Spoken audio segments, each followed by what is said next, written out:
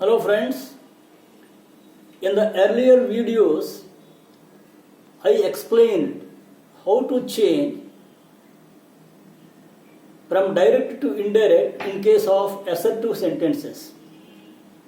Now let us see how to change from direct to indirect in case of interrogative sentences. ఇంతకుముందు మనం assertive సెంటెన్స్ని direct speech నుంచి indirect speech ఎలా మార్చాలో various rules అన్ని చూసాం. Basics ఏమిటి, బేసిక్ రూల్స్ ఏంటి, అలాగే వెర్బ్ టెన్స్ ఎలా మారుతుంది, ప్రొనౌన్స్ ఎలా మారుతాయి, and how words express nearness are change to words express distance ఇవన్నీ చూసాం. నౌ ఇంటరోగేటివ్స్ అంటే క్వశ్చన్స్ వచ్చినట్లయితే ఓకే, ఇంతకుముందు మనం డిస్కస్ చేసాం. క్వశ్చన్స్ అని రెండు రకాలు. ఒకటి first one is beginning with helping verb. వీటిని మనం ఎస్ ఆర్ నో క్వశ్చన్స్ అని అంటాం. Beginning with helping verb and questions beginning with WH words. WH words మనకు తెలిసిన who, which, what, where, when, why, how ఇలాంటి వర్డ్స్ వచ్చినప్పుడు. అలాగే helping verbs do, does, did, have, has, had, shall, should, will, would, can, could, may, might, must, okay, must, ought to, use to. When this kind of helping verbs come, how to change from direct to indirect. When WH questions come, how to change from direct to indirect. Verbs తో tenses తాలూకు rules సేమే. Assertive sentence అయినా interrogative అయినా ఎక్కడైనా సరే tenses తాలూకు rules same. అదేవిధంగా pronounce rules same. అలాగే వర్డ్స్ ఎక్స్ప్రెషన్ నీయనెస్ అంటే దిస్ ఉందనుకోండి దట్ అవుతుంది ఎక్కడైనా అక్కడైనా సరే. అలాగే హీర్ ఉందనుకోండి దేర్ అవుతుంది. ఆ రూల్స్ అన్ని ఇక్కడ ఇంటరాగేటివ్ సెంటెన్సెస్ క్వశ్చన్స్ అనేసరికి స్పెసిఫిక్ రూల్స్ ఉన్నాయి. ఆ రూల్స్ ఈ రూల్స్ కలిస్తే మనకి ఇంటరాగేటివ్ సెంటెన్సెస్ ఒక క్వశ్చన్ ఇచ్చినప్పుడు ఎలా మార్చాలో తెలుస్తుంది అనమాట. First let us see. Okay, first rule ఏంటంటే the reporting verb should be changed to asked or inquired of. The reporting verb should be changed to asked or inquired of. Okay, now let us see ఆ report ఎలా మారుతుందో మనం first చూద్దాం. ఇది కదా question మనకి ఇచ్చింది. ఈ క్వశ్చన్లో రిపోర్ట్ ఫస్ట్ మనం చూద్దాం. Okay, what is the report here said.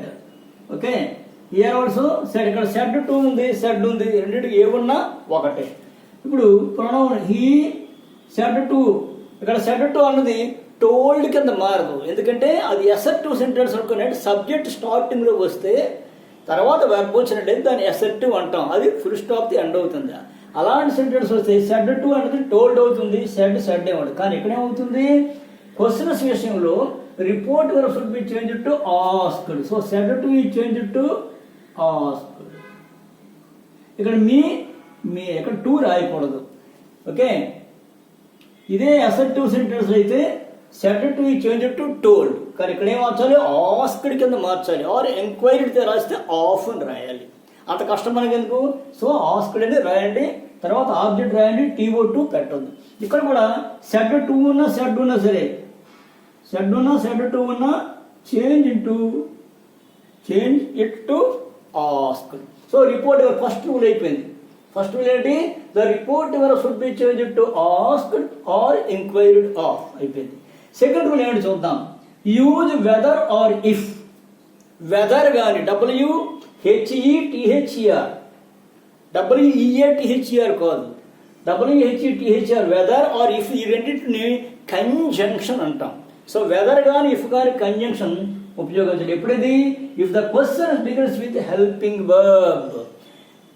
Do, does, did తో కానీ, హ్యావ్, హ్యాజ్, హ్యాడ్ తో కానీ, okay, shall, should, will, would, can, could, may, might ఇలాంటి ఎనీ హెల్పింగ్ వర్బ్ కానీ స్టార్టింగ్లో వస్తుంది. అదేవిధంగా be forms am, is, are, was, were ఇలాంటిది ఏదైనా సరే అలాంటి హెల్పింగ్ వర్బ్తో కానీ స్టార్టింగ్లో వచ్చినట్లయితే అలాంటి క్వశ్చన్స్ ఏంటంటే మనం yes or no questions.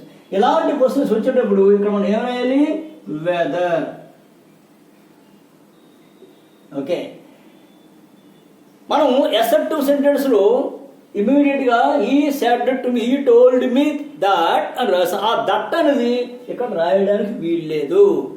Question helping verb తో వచ్చినా, హెల్పింగ్ వెర్బ్ తో క్వశ్చన్ వచ్చినా, WH వర్డ్స్ వచ్చినా, ఏ క్వశ్చన్ వచ్చినా సరే క్వశ్చన్స్ లో దట్ అనేది రాదు. జ్ఞాపకం ఉంచుకోండి. సో ఇది హెల్పింగ్ వర్బ్తో మొదలై బీ ఫార్మ్ అని హెల్పింగ్ వర్బే కదా. అప్పుడు వెదర్ ఆర్ ఇఫ్ రెండింటిలో ఏదో ఒకటి రాయండి. Whether or if. Okay, WH questions అనుకోండి, use the same WH word only. ఇక్కడ వెదర్ ఆర్ ఇఫ్ రాయి, దట్టనగా రాదు. ఇక్కడ దట్టనిది రాదు. ఇక్కడ దేంతో మొదలైంది ఇది? వేర్.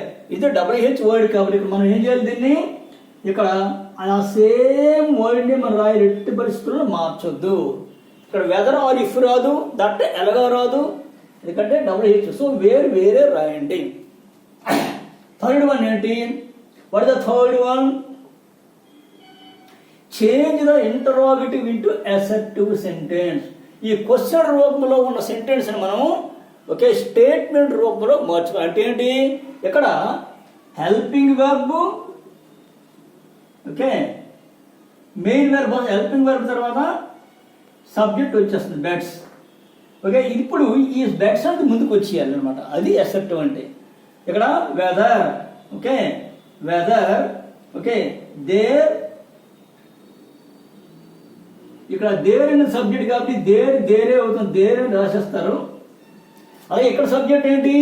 ఇక్కడ ఇది డిడ్ గో అని వర్బ్, ఈ సబ్జెక్ట్ యూ, ఈ యూ ముందుకు తీసుకొచ్చేయండి. చేసాడ్ ఐ. ఏమవుతుంది? సెకండ్ పర్సన్ ఎప్పుడు కూడా ఆబ్జెక్ట్ మీద మారుతుంది కాబట్టి ఐ.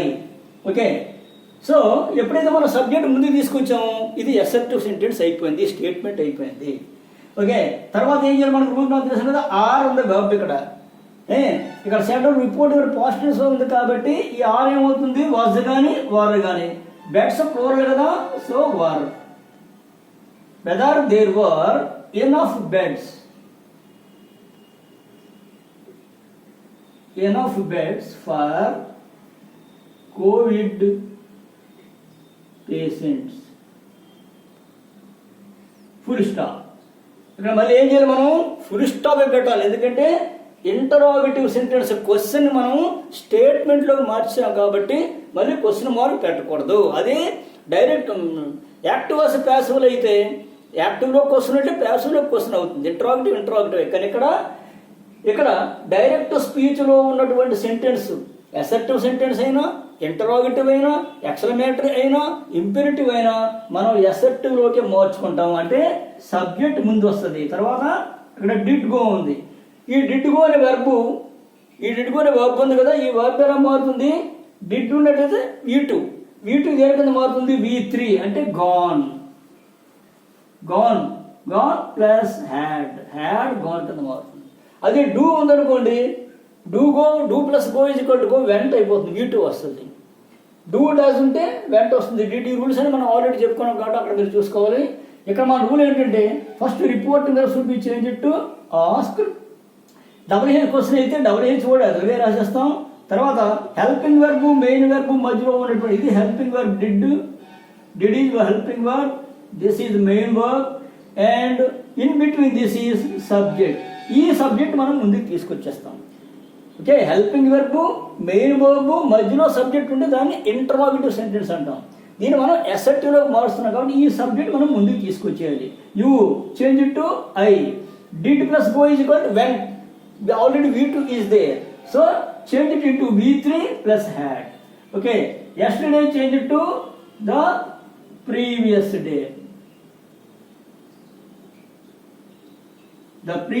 డే.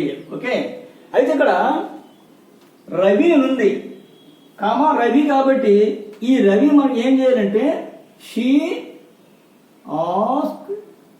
ఓకే, ఈ రవి అని ఎవరైతే పర్సన్ అడ్రస్ చేస్తున్నామో అది ఇక్కడ దీనికి ఆబ్జెక్ట్ అయిపోతుంది ఇక్కడ. ఓకే, ఇది ఆబ్జెక్ట్ అయిపోయి అప్పుడు మనకి ఈ WH word, next subject, next verb, మిగతా ఎన్నో వచ్చేస్తాయి. ఇక్కడ ఫుల్ స్టాప్. ఇప్పుడు మనం రూల్స్ అన్ని చూసాం కాబట్టి ఈ ఎక్సర్సైజ్ మనం చూద్దాం. హెల్పింగ్ వర్బ్తో వచ్చినప్పుడు, WH వర్డ్స్తో వచ్చినప్పుడు. First of all see, he said to me, will you shut the door? Okay, here the question began with helping verb. Next, she said, who are you? Question began with WH word. The officer said, have you?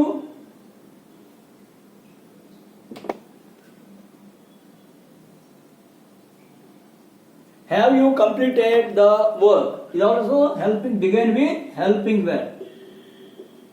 Okay, next, he said to her, do you tell me where your brother has gone? Now let us see these sentences. Said to me, okay, said to you change to asked, me only. Okay, question begin with helping. What is the first rule? Report verb should be changed to asked, me. Question begin will, helping verb, right? Whether. Subject, now bring the subject, I. Subject ముందు తీసుకొచ్చేయాలి కదా మనం, ఎందుకంటే అసెప్టివ్లో మారుస్తున్నాం కాబట్టి. Okay, you ఏమైంది, మీ ఉంది కాబట్టి I అయ్యింది.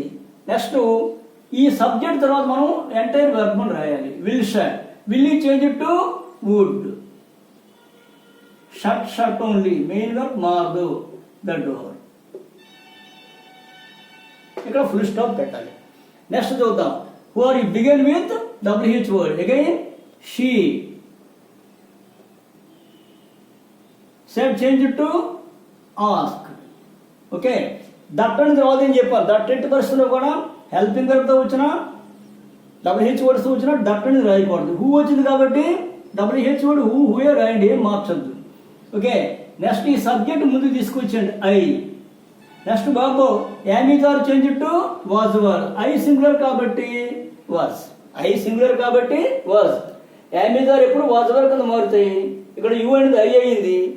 Okay, you అనేది దే అయింది అనుకోండి, దెన్ వర్.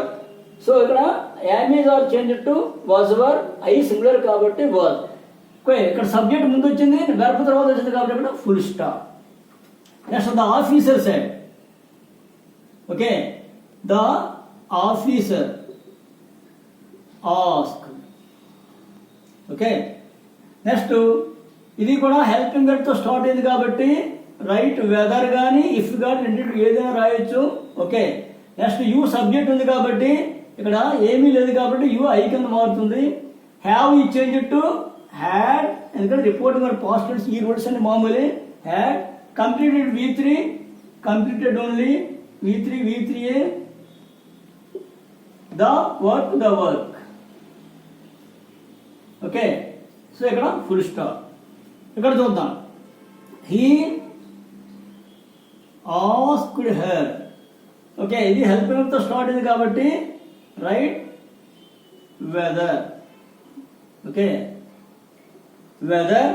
అగైన్ చెప్పాను కదా, సబ్జెక్ట్ ముందు మనం తీసుకొచ్చేయాలి వెదర్. ఇక్కడ యూ ఏమవుతుంది, according to the second person, according to the object. Reporting పార్ట్లో ఉన్న ఆబ్జెక్ట్ని బట్టి సెకండ్ పర్సన్ మారుతుంది కాబట్టి యూ ఇక్కడ ఏమవుతుంది, షీ. యూ ఏమైందాం ఇక్కడ, she. Okay, you change to she. ఇక్కడ do plus tell, do plus tell tell కాబట్టి టెల్ ఈ change to told. Do plus tell tell, does plus tell tells అంటే V1 ఈ change to V2. Me. Okay, me change to him, ఎందుకంటే first person ఎప్పుడు కూడా subject బట్టి మారుతుంది కాబట్టి. ఇక్కడ వేర్, ఇక్కడ మళ్ళీ వేర్ వచ్చింది, వేర్ ఓన్లీ. యువర్ బ్రదర్ అంటే యువర్ ఏమవుతుందంటే her brother, her brother. Okay, has ఈ చేంజ్ టు హ్యాడ్ గాన్. ఇక్కడ 2 క్లాజెస్ ఉన్నాయి. ఇదొక వెర్బ్, ఇదొక వెర్బ్. రెండు వెర్బులని కూడా మనం బోత్ ది వెర్బ్స్ మనం ఏం చేయాలి, బోత్ ది వెర్బ్స్ని వాటి తన కరస్పాండింగ్ పాస్ట్ టెన్స్లో మార్చాలి. డూ సింపుల్ ప్రెజెంట్ కాబట్టి సింపుల్ పాస్ట్ మార్చాం. హ్యాజ్ గాన్ ప్రెజెంట్ పర్ఫెక్ట్ కాబట్టి పాస్ట్ పర్ఫెక్ట్ కింద మార్చాం. సో ఇది interrogative sentence. Okay, yes or no questions, WH questions ఎలా మార్చాలనేది ఇవి. దీని మీద మీరు మోర్ ఎక్సర్సైజ్ చేసి డౌట్స్ ఏమన్నట్టు మాకు చెప్పండి. ఇది మనకి రాబోయేటటువంటి గ్రామ సచివాలయం ఎగ్జామ్స్ కూడా డైరెక్ట్ ఇండియా స్పీచ్ ఉంది. మీరందరూ బాగా ఈ వీడియోలు చూడండి, బాగా చదవండి.